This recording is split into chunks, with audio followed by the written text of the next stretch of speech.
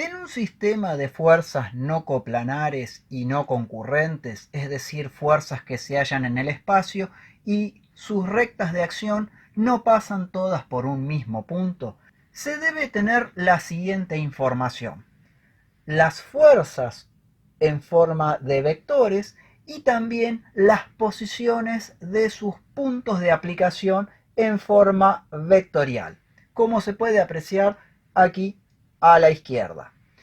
¿Qué quiere decir? Que la fuerza F1, que en este caso ya está trasladada hasta un punto que será nuestro origen de coordenadas, en realidad está aplicada en esta posición. Es decir, aquí están los vectores posición dibujados en un sistema de ejes coordenados y ortogonales, y la fuerza F1 nacería en este punto. Otro tanto ocurriría con la fuerza F2, que nacería en este punto. Y la fuerza F3 tendría su origen en este punto. Pero por una cuestión de practicidad he decidido dibujar, por un lado, los vectores posición y los vectores que corresponden a las fuerzas ya trasladadas directamente a nuestro origen de coordenadas. Porque si no, cada uno de estos dibujos que se ven aquí deberían tener el vértice en el cual se inicia la fuerza en el extremo donde está definida cada una de las tres distancias. Con esta información que está aquí, que serían los datos de nuestro problema, no sería difícil calcular la fuerza resultante de este sistema, ya que en forma vectorial, para obtener la resultante, primero es necesario conocer la resultante a lo largo del eje X, la resultante a lo largo del eje Y y la resultante a lo largo del eje Z. Esas tres resultantes se obtendrán sumando, en el caso de la Rx, las tres componentes que tienen versor Y.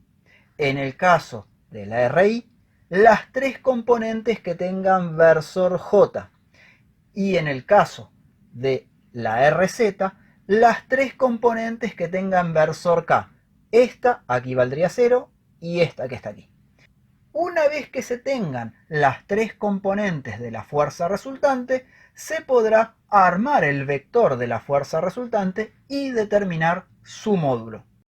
Sin embargo, como la traslación de estas tres fuerzas desde sus respectivas posiciones hasta el origen de coordenadas genera para cada una de ellas un momento, será necesario plantear tres momentos M1, M2 y M3 que se calculan mediante el producto vectorial entre F1 y D1, F2 y D2 y F3 y D3 respectivamente. Con esos tres productos vectoriales se hallarán M1, M2 y M3, que también tendrán una componente a lo largo del eje X, una componente a lo largo del eje Y y una componente a lo largo del eje Z.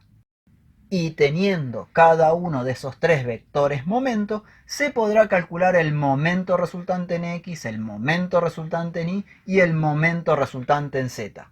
En cada uno de los casos, sumando las componentes que corren a lo largo de cada uno de los ejes principales de nuestro sistema coordenado y ortogonal.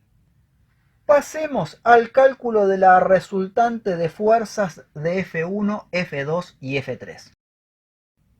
Para el cálculo de la resultante de fuerzas, se debe primero calcular la resultante a lo largo del eje X, la resultante a lo largo del eje Y y la resultante a lo largo del eje Z.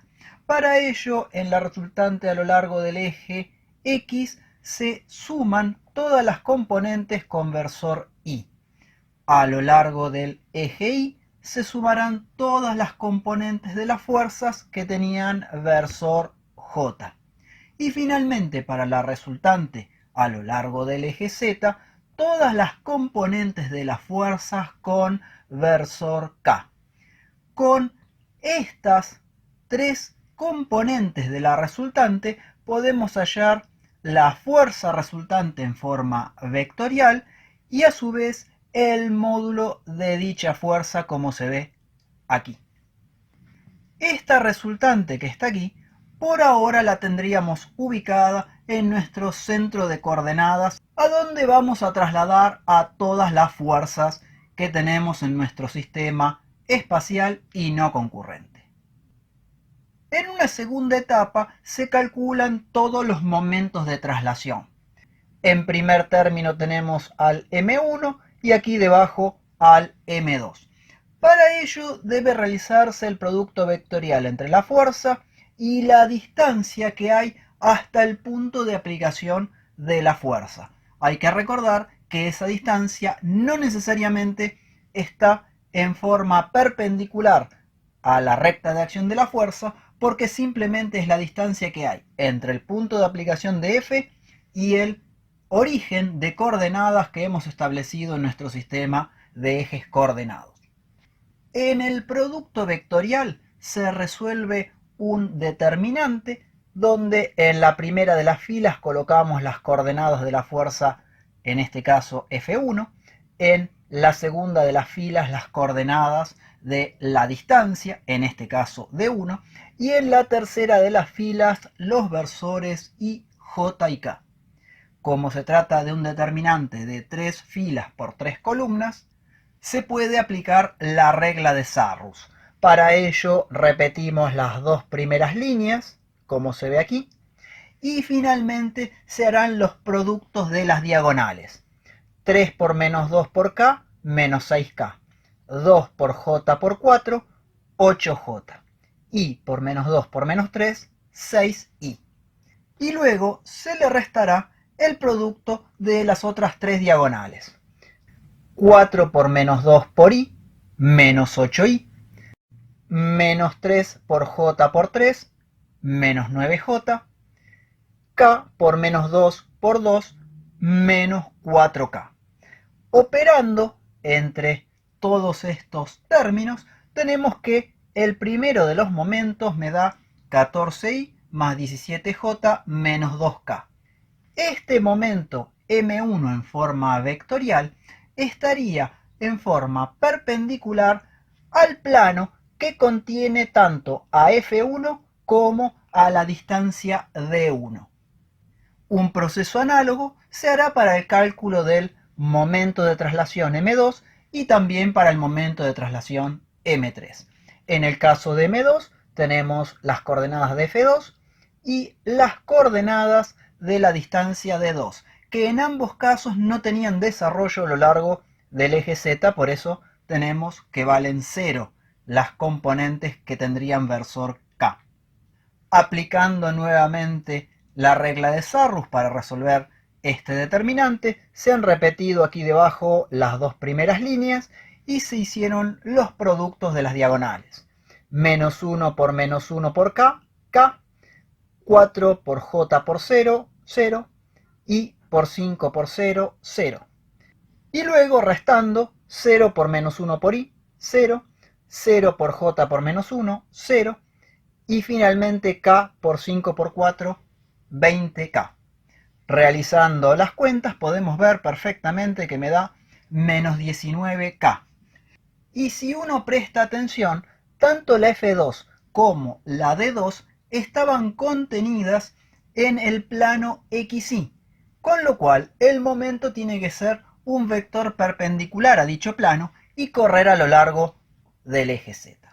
El sentido con el que corre este vector se obtiene aplicando la regla del tirabuzón.